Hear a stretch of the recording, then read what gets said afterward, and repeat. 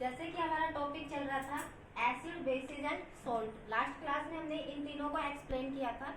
Acid basis salt कौन से होते हैं? जो टेस्ट में खट्टे होते हैं उन सब्सटेंसेस को हम बोलते हैं एसिड। जो कड़वे होते हैं उन्हें बेसिस, और जो नमकीन होते हैं उन्हें हम क्या कहते हैं? सॉल्ट। तो आज हम पढ़ेंगे इंडिकेटर। इसी टॉपिक को आगे बढ़ाते हुए इंडिकेटर्स क्या होते हैं जो हमें ये बताते हैं कि कौन सा सॉल्यूशन एसिड है और कौन सा बेस है। हमने यहाँ पर दो बीकर लिए, एक के अंदर सॉल्यूशन है दूसरे के अंदर भी, लेकिन हमें ये नहीं पता कि कौन सा एसिड और कौन सा बेस है। तो ये हमें कौन बताएगा? इंडिकेटर्स। तो इंडिकेटर्स थ्री टाइप्स के होते हैं, नेचुरल, सिंथेटिक एंड ओल्फैक्टरी। सबसे पहला आता है हमारा नेचुरल इंडिकेटर। नेचुरल इंडिकेटर्स कौन से होते हैं? वो इंडिकेटर जो हमें नेचुरली प्लांट से ऑब्टेन होते हैं उन्हें हम क्या कहते हैं? Natural indicator. जैसे लिटमस पेपर। सेकंड जो हमें घर में अवेलेबल होता है टर्मेरिक। सबसे पहले आता है हमारा लिटमस पेपर। जो लिटमस पेपर होते हैं ये टू टाइप्स के होते हैं, red litmus paper and blue litmus paper. अब जो रेड लिटमस पेपर है, हमने दो तरह के सॉल्यूशन लिए। पहले सॉल्यूशन में हमने रेड लिटमस पेपर को डाला। अगर जो रेड लिटमस पेपर है वो किसमें कन्वर्ट हो गया? ब्लू के अंदर। इसका मतलब ये सॉल्यूशन कैसा है? Basic solution. ये क्या है? बेस। फिर हमने इसमें ब्लू कलर का लिटमस पेपर डाला, लेकिन उस पर कोई इफेक्ट नहीं हुआ। इसका मतलब वो सॉल्यूशन कैसा है? बेस। क्योंकि जो बेस है वो रेड लिटमस पेपर को किस में कन्वर्ट करता है? ब्लू के अंदर। सेकंड आता है हमारा, फिर हमने क्या किया, दूसरे बीकर के अंदर रेड लिटमस पेपर डाला। जब रेड लिटमस पेपर डाला तो इस पे कोई इफेक्ट नहीं हुआ, इसका कलर चेंज नहीं हुआ। फिर हमने इसके अंदर ब्लू लिटमस पेपर डाला। जब हमने इसके अंदर ब्लू लिटमस पेपर डाला तो वो किस में कन्वर्ट हो गया? रेड के अंदर।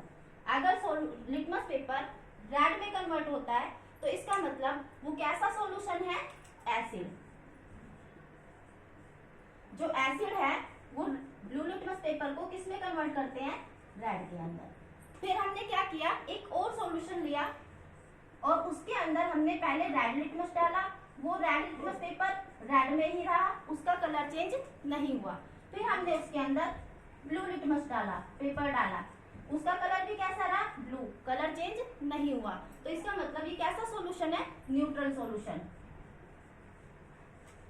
ना तो एसिडिक है और ना ही बेसिक है। फिर आता है हमारा सेकंड टाइप इंडिकेटर्स का, सिंथेटिक इंडिकेटर। सिंथेटिक इंडिकेटर्स कौन से होते हैं?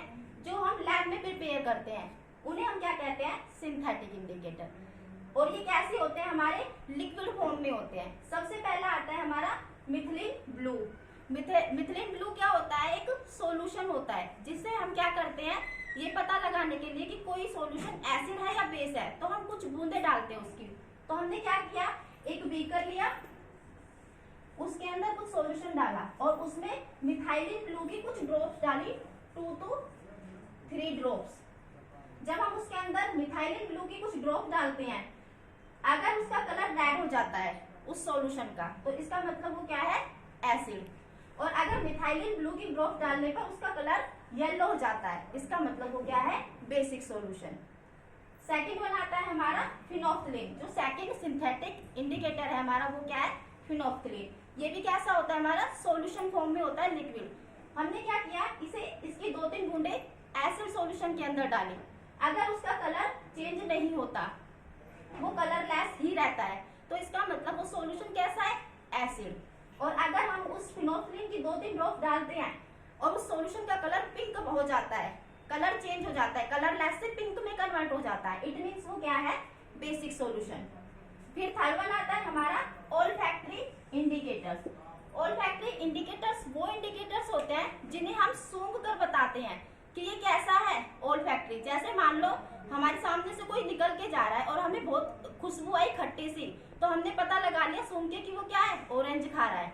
तो ये क्या हो गया हमारा? Olfactory indicators. और अगर हम किसी चीज को सूंघ कर नहीं बता सकते तो हम उसके लिए केमिकल्स यूज करते हैं, जैसे वेनिला एसेंस।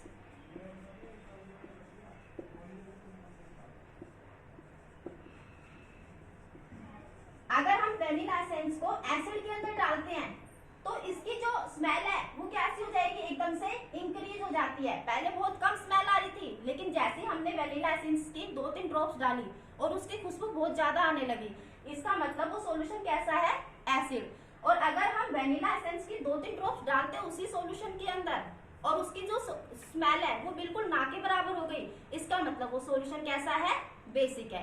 तो ये था आज का हमारा टॉपिक इंडिकेटर्स। तो आप बताना स्टूडेंट्स कि आपको मेरा पढ़ाया वो समझ आ रहा है या नहीं आ रहा है।